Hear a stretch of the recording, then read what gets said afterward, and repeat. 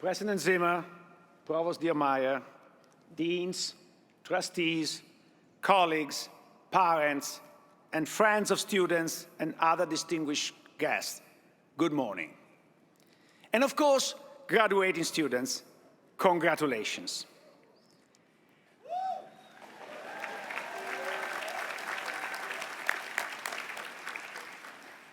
I've participated in enough commencements to know that I'm just a person between you and your well-deserved graduation party. To know that of my speech, at best you will remember some jokes, at worst how tedious it was. At any other graduation, I will just crack some jokes, and believe me, I can crack jokes, and get you out of here as soon as possible. But this is not a graduation at some random university, used to entertain more than educate, where glamorous actors or failing politicians are invited to deliver the commencement speech. This is the graduation of the University of Chicago.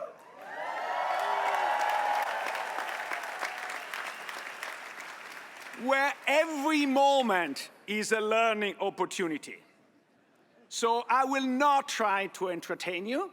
In true Chicago spirit, my goal is to deliver a speech that is provocative, research-based, and relevant to you in this moment.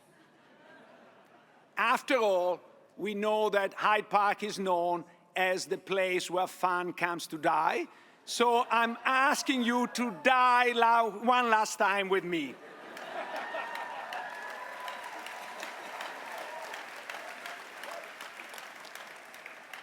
Graduation marks your entry into real life. While many of you are still struggling to find a job, and others are ducking this search by entering graduate school, sooner or later, you cannot escape the responsibility of choosing where to work, how to spend the money you make, and how to invest the money you save. At that moment, your ideas will meet reality. You want to save the planet, eradicate poverty and racism, but you find yourself working 10 hours a day for a company whose only proclaimed goal is to maximize profits. Many of you feel powerless. Your choice is constrained by a world we, the previous generation, built. A world you don't like, but you feel you cannot change. Fortunately, this is not true. You have a great deal of power. By choosing carefully whom to work for and what you work on, you can truly make an impact. For example, last year, Google let a lucrative Pentagon project expire because its key engineers did not want to help develop a technology that could be used to wage war. LGBT community rights were recognized first in the business world, not because of the open mentality of business leaders, but because of their desire to attract the greatest talent. In a competitive labor market, companies are fast to adopt if adaptation is required to attract the most qualified workforce. That is you. This impact grows with a number of people who have the courage to behave accordingly to their convictions, which is not always easy, since being without principle sometimes pays off. Law firms have a tobacco career track for those lawyers willing to defend tobacco companies. Tobacco lawyers earn more and make it to partnership faster. While this difference may seem wrong, it's essential for the market system to work. Your reluctance to defend tobacco companies reduces the supply of talented tobacco lawyers, thereby increasing their wages. When it becomes too expensive to hire defense lawyers, tobacco companies are forced to settle. It's precisely because it becomes too expensive to behave immorally that even businesses without a conscience end up behaving as if they have won. But your power to change the world is not limited to your work choices. You have a great deal of power as consumers. Even in the pre-internet world, coordinated consumer boycotts, like the one launched by Gandhi against the British textile products, or by African Americans against segregated buses in Montgomery, Alabama, had major impact. Today, in the world of social media, this impact is only larger and more immediate.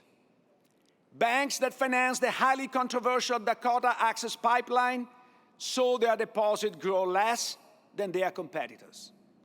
The Italian fashion house Dolce & Gabbana experienced a collapse in Chinese exports within days of airing a condescending and politically inappropriate ad. Consumer power is so great today that even the largest companies live in fear of boycott campaigns on social media. Since any UChicago graduate is a superhero, let me remind you of what Uncle Ben says to Spider-Man. With great power comes great responsibility. It's your responsibility to ensure that this power is not wasted to fight the minor corporate faux pas, but honest to resolve the greatest challenges of our time. And what about your power as investors? I know the idea of investing may seem remote to you at the moment in which you're mostly concerned about paying off your debt. But as soon as you get a regular job, you will have to start saving for retirement, ideally investing in the stock market. In this moment, you will become shareholders of some corporation, and you will discover how little power to influence corporate policies shareholders have in America. After the Christchurch shooting in New Zealand, Hunting and Fishing, a local gun shop, voluntarily stopped selling assault rifles because its owners were willing to forgo profits in name of a higher cause. In the United States, after the Sandy Hook elementary school shooting, a Walmart shareholder proposed to hold a vote on this very issue. The company's management refused, and that rejection was upheld by the US Court of Appeals. Eventually, Walmart stopped selling assault rifles, but out of fear of losing customers, not in response to shareholder pressure. Ironically, the strongest argument in favor of limiting shareholder influence comes from University of Chicago Nobel laureate Milton Friedman. 50 years ago, he argued that society is better served when corporations focus only on maximizing profits. This goal does not ignore workers' or consumers' concerns. If workers care about diversity and therefore are willing to work for less in a more diverse environment, a profit-maximizing firm will hire a diverse workforce. If consumers are willing to pay a premium for fair trade coffee, a profit-maximizing coffee company will pay its suppliers more to obtain that label. Yet, when it comes to shareholders, Friedman recommends ignoring their social concerns because, he claims, shareholders can address those concerns better by donating part of their profits to charity rather than by changing the way corporations are run. Friedman's logic has come to dominate not only the corporate world, but also the money management industry. Managers feel they should just maximize the financial returns of the asset they manage, regardless of the social goals of their investors. For example, an anti-violence foundation should not try to stop Walmart's sales of assault weapons. It should just use the profits from those sales to fight violence. As Oliver and I argue in our joint work, Friedman's theory relies on the assumption that by donating their dividends, shareholders can reverse any corporate wrongdoing at no extra cost. In most real-world situations, this condition does not hold true. It's cheaper not to pollute than to pollute and clean up. It's cheaper not to sell assault weapons than to sell them and spend resources to protect all the public places. In these situations, it's more efficient for companies to adopt shareholder social objectives, such as protecting the environment and reducing crime. In other words, corporate boards should maximize shareholders' welfare, not just their monetary return.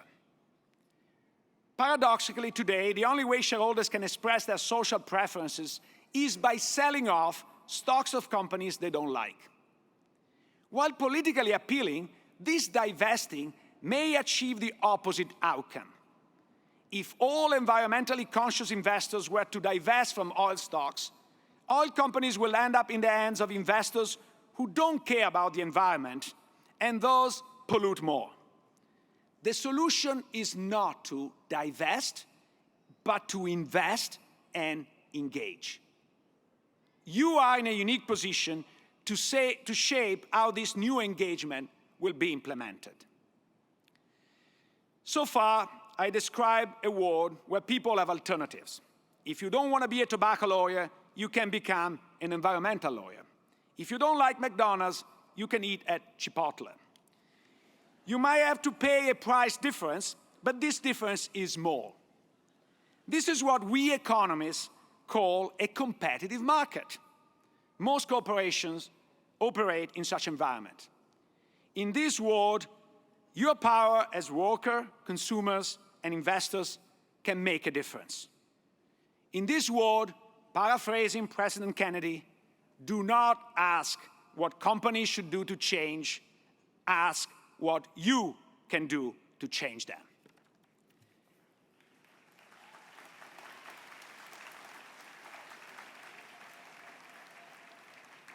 Yet, there are some corporations, very small in number, but very relevant in size, that do not face real competition. These are monopolies. It's easy to see what a monopoly is. How many people in this audience use Bing as main search engine? Please don't be shy. We'll not be all against you. And how many people use Google as a main search engine? So this is what a monopoly is. A monopoly acquired through merit, since Google is by far the most efficient search engine, but nevertheless a monopoly. Our antitrust laws cannot do anything against these kinds of monopolies. Historically, we have dealt with them in two ways: nationalization or regulation. The idea of having Google run with the efficiency of the US Postal Service is not very appealing. And regulation does not seem a particularly attractive avenue either. George Stigler, another of our Chicago Nobelists, and I promise I will not name them all, otherwise we don't ever go to the party, has taught us that regulation tends to be shaped, what we economists refer to as capture, by the very companies it's supposed to discipline. It increases their power rather than reducing it. So what can we do? In joint work, Oliver Hart and I propose a third way to deal with monopolies: to mandate a change in the objective of their corporate boards. Boards of monopolies, like Google, will be required to maximize social welfare, the utility of society as a whole, not shareholders' welfare. What does that mean in practice? Consider Google's choice of how to rank news about political candidates.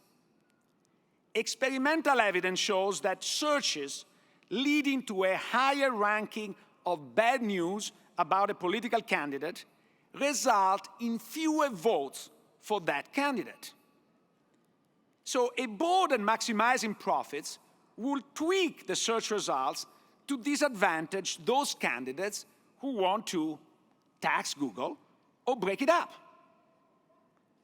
This is the reason why we want the boards of monopolies to maximize social welfare, not just profits. You might argue that Google will never tweak political search results out of concern for its reputation. Might be true, but if reputation is sufficient to make monopolies behave in the interest of society as a whole, then our proposal is redundant. Yet, it could be used as an insurance policy to prevent bad behavior when concern for reputation fall short.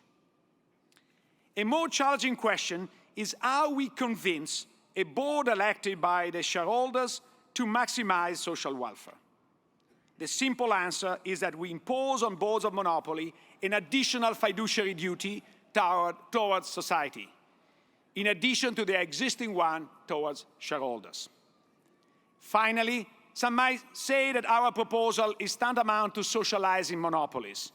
In fact, it only forces social considerations into corporate decision-making when a company is deemed a monopoly.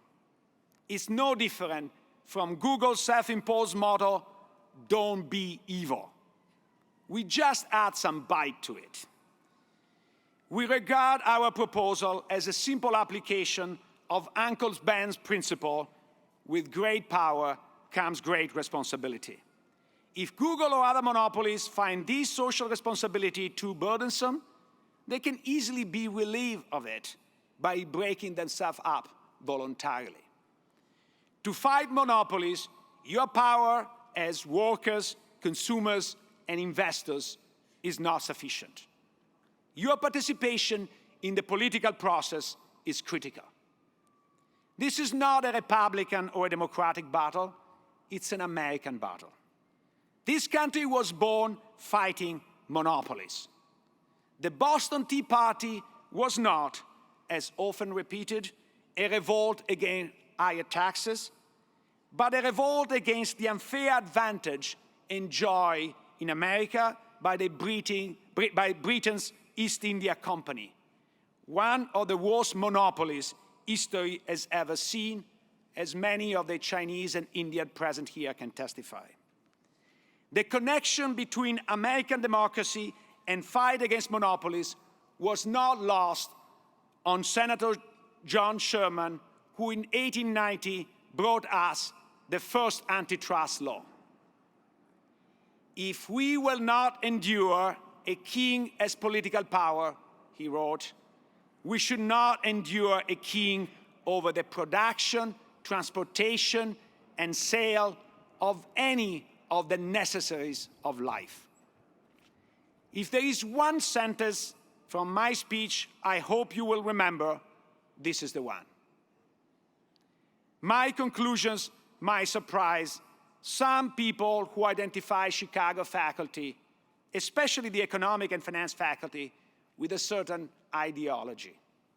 Chicago faculty, however, abide to a method, not to an ideology.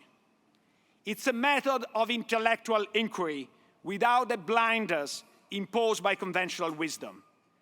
A method based on the courage to carry basic principles to their logical conclusions, even when these conclusions are unpopular.